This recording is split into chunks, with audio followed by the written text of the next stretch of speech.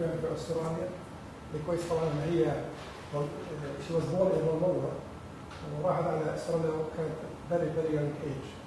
She started global company there. فيعني هي هنا جاي زي ما تقول EIR Entrepreneur Residence جاي تساعد الشركات الفلسطينية تشبكهم مع الشركات العربية والغير العربية الموجودة في الانترناشونال. فتفضل يا ستي تحبي. مرحبا يا جماعة. اليوم بدي أحكي عن لازم أحكي بالإنجليزي سوري. بخربش شوية يعني. People, Prophets and Palestine.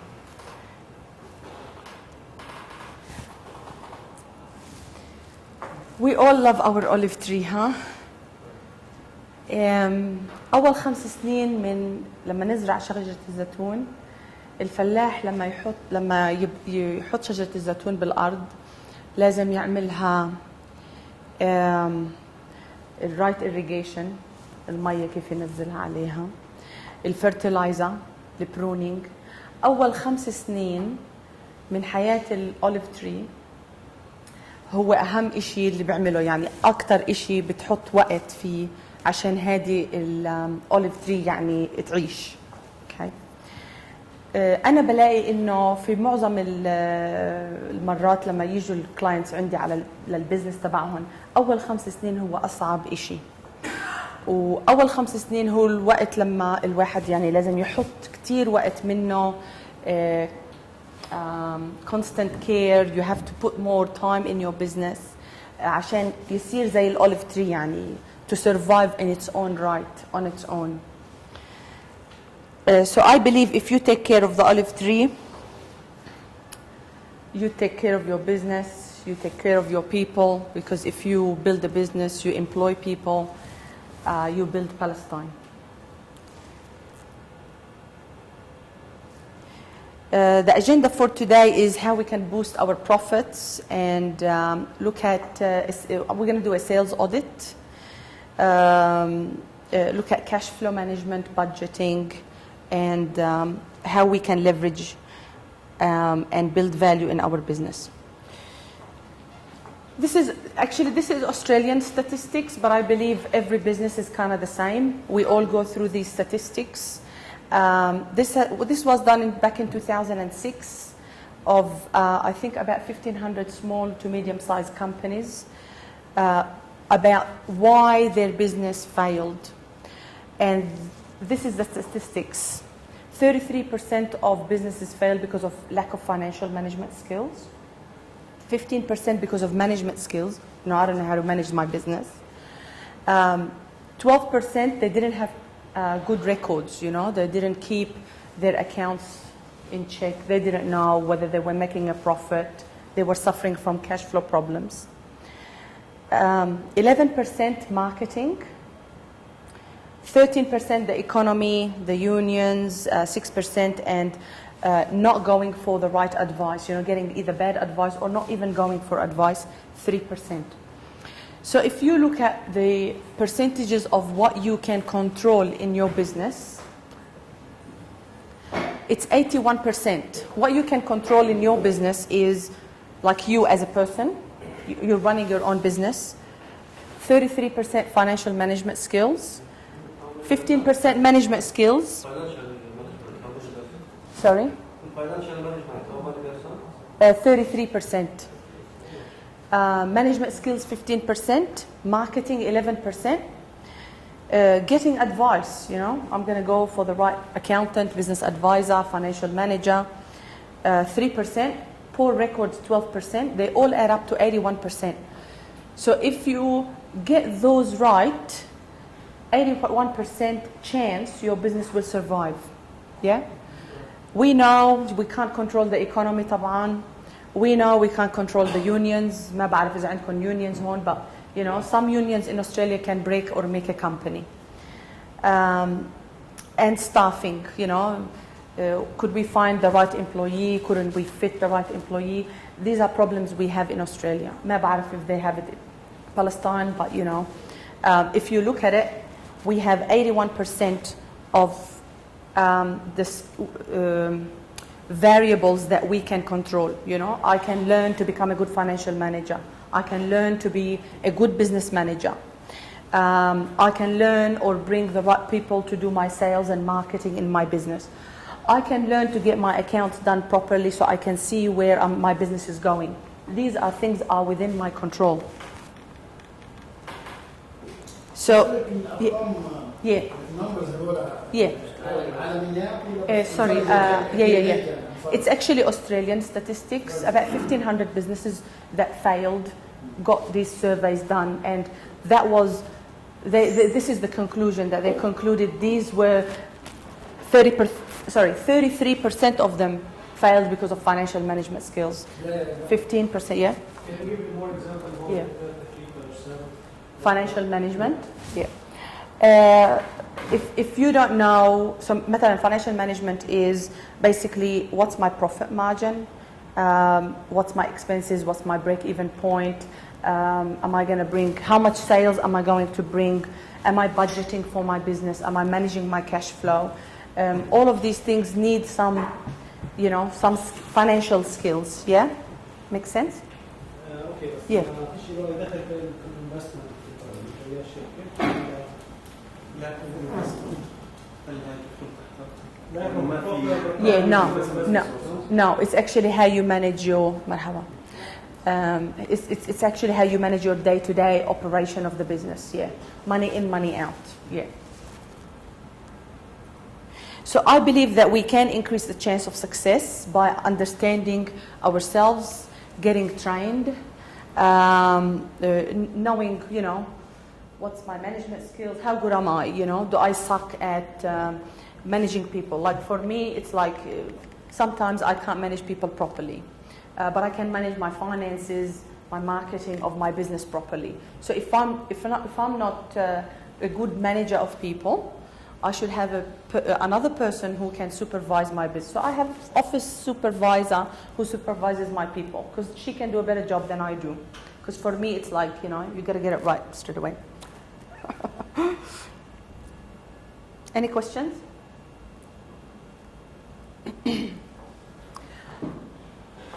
We are in business so that we can eat. Is that right?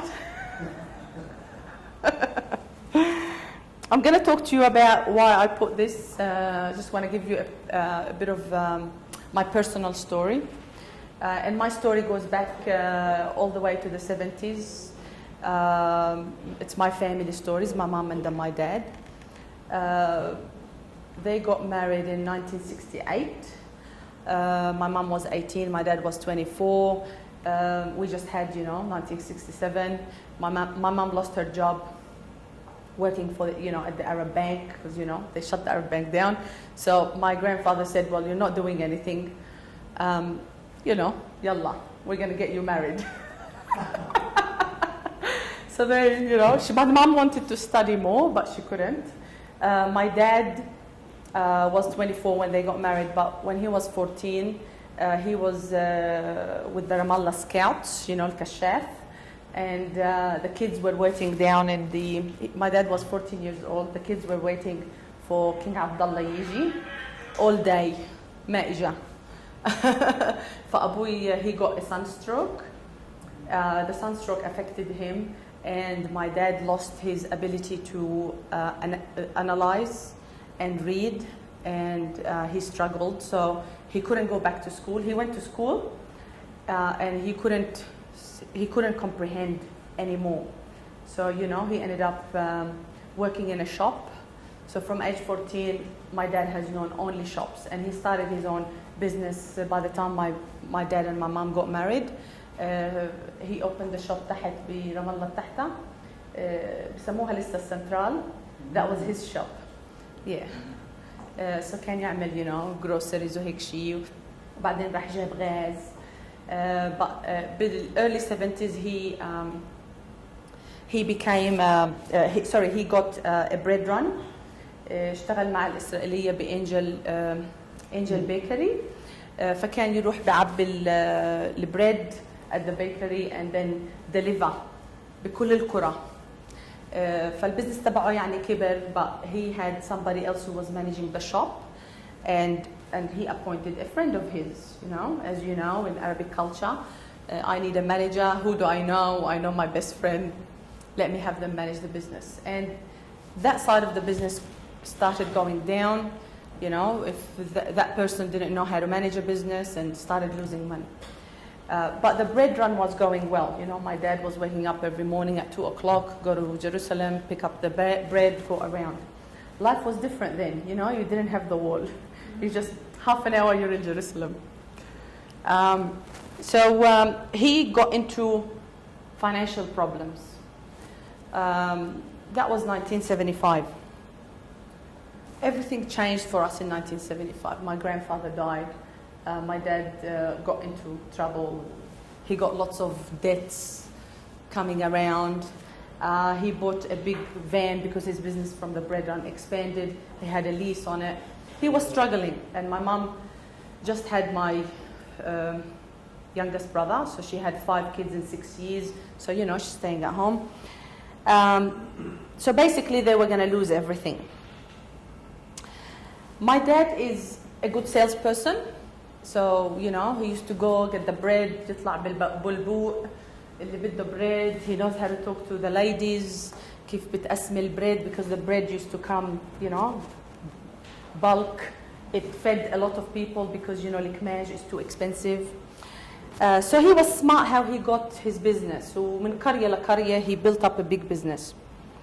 But he's a lousy financial manager, يعني, you know, because of what happened to him, it affected him. يعني مرات, يعني sometimes he doesn't know المية من الخمسين, sometimes, you know. My mom had good education. She was a good financial manager. But, you know, she had 5 kids. She didn't know what to do. She couldn't help my dad. The general manager بأنجل Bakery كان a good man. إلي محلب. He told my parents. came على رام الله اجا. كانوا أهلي صحاب معاهم. You need to get your wife helping you in your business. If you don't, you're going to lose your business. She's good with finances, and for a man, يعني, in, you know, Arabic culture, 1975, to hear that, يعني, and to be coachable and to listen, I think that was admirable, you know. My dad is now nearly 70, so, you know, from the old mentality. But he didn't have any choice, so my mom came to the shop, helped him out. We had family members helping, you know, with childcare. And my mom turned the business around at the shop. She was the only woman in Ramallah who was in a shop. Now you go to any shop in Ramallah, there's lots of women. But my mom was the first one.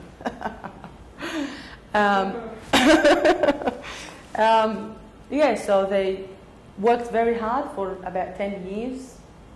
They got us into good, you know, good schools. They paid their debts. They built us a house. And then they decided to go to Australia. But Why? lots of variables. Yeah, but you know, they saw us growing and they didn't want us to get in trouble, and lots of kids were getting in trouble, and you know, my cousin got picked up just because he missed the curfew for 18 days. خبط, you know. So my parents got affected كتير يعني. يعني ايش معنى اختبارك؟ انتم بحالك نوما؟ Yeah, عمامي. this is 3 عمام, yeah. So my parents' skills complemented each other. You know, my dad was good at sales. He knew how to get the customers. He knew how to build a business بكل قرية he went to. My mom was good at managing finances and تدير البيت, تدير البزنس. So between them, they saved the family, you know. She kept good records. Well, my dad didn't keep anything. And that's the story of every business, isn't it? You know, we gotta keep our records, we gotta manage our finances, we gotta sell. But sometimes we get stuck because we're trying to do everything. And I believe that's counterproductive. Because if you're really good at sales, you might not become good at finance. You might learn, it's good, but to excel in business and to exponentially grow, you need to get the right skills in the business to grow your business. Budgeting is important, of course. We need to know what our sales are, what our expenses are, to be able to know where the profit is. And we need to know where our margin is. You know, if I buy it for $10 and I sell it for $15, $5 is my gross profit margin, you know? So we need to know how much money we are making.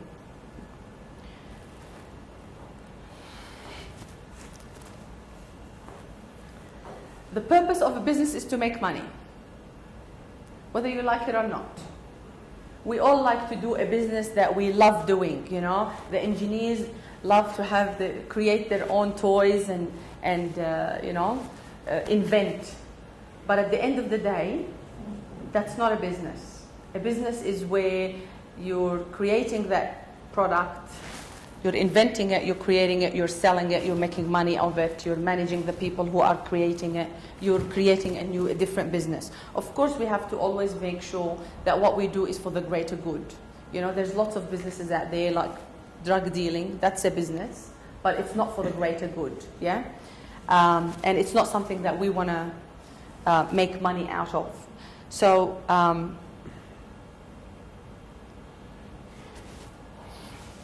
okay, we're going to start talking about financial stuff.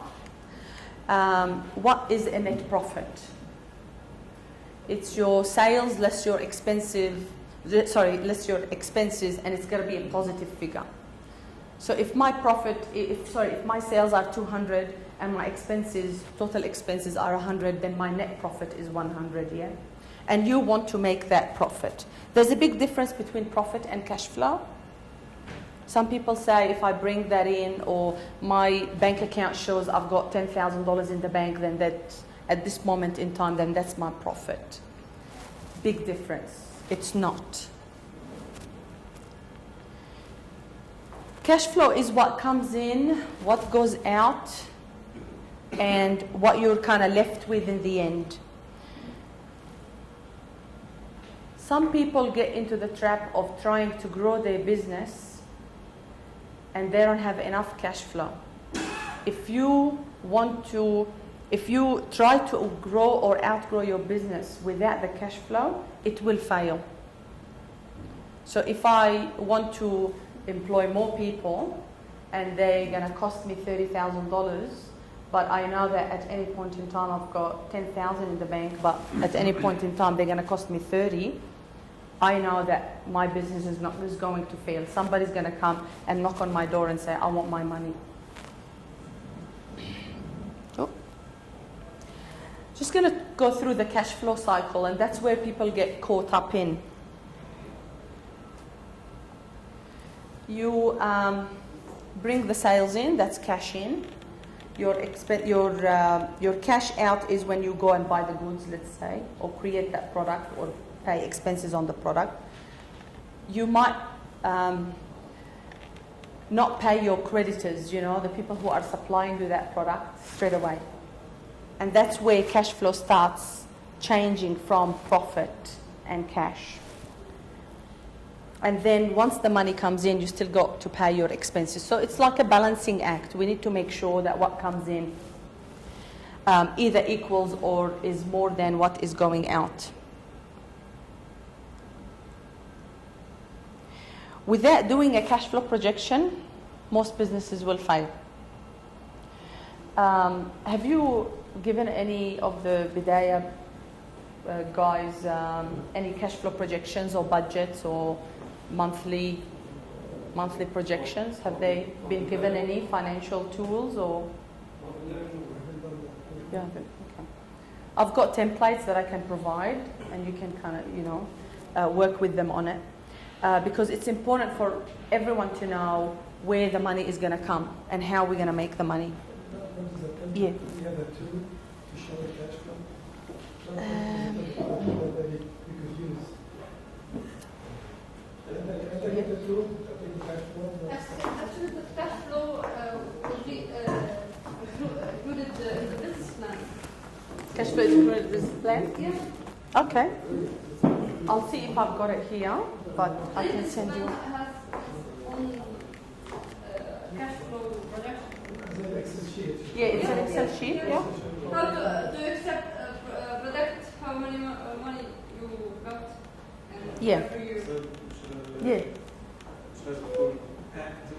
Yes, that's right. You have to update your cash flow all the time. That's right. Yeah. Projection. After that, You have to compare actual versus projection, and keep monitoring your cash. Have to project and monitor your business. You got to look at your sales, what your costs are. Look at your sales volume as well. Determine what resources are required, and monitor, with your cash flow and budget. Monitor, are we on target with our sales? Are we on target with our cash, with our expenses? Excuse me, about the Yeah. resources.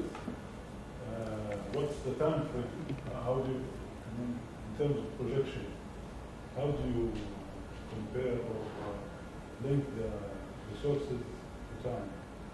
True. Time. I mean, do you put it like for 1 year? Oh, Such yeah. resources? Okay. You need a business plan. I don't like the business plans, for the next 10 years. I like business plans that are like dynamic, no more than 2 years, with 3 months review. That's what I advise my clients, because a lot of people do a business plan and they put it in the drawer, and it doesn't make a difference to them unless they use it.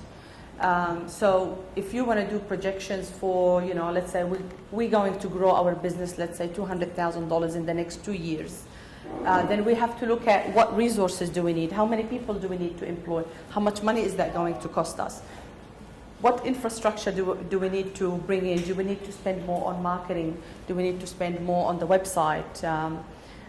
So all of that you need to project before you go and employ anyone.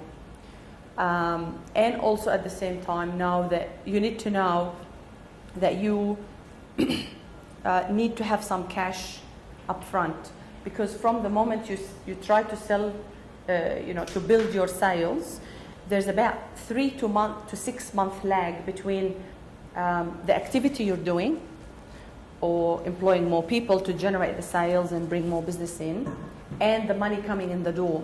So you have to project, how much do I need maybe for the next 3 to 6 months to cover my expenses, to cover the new resources, to bring that cash in, and then monitor it.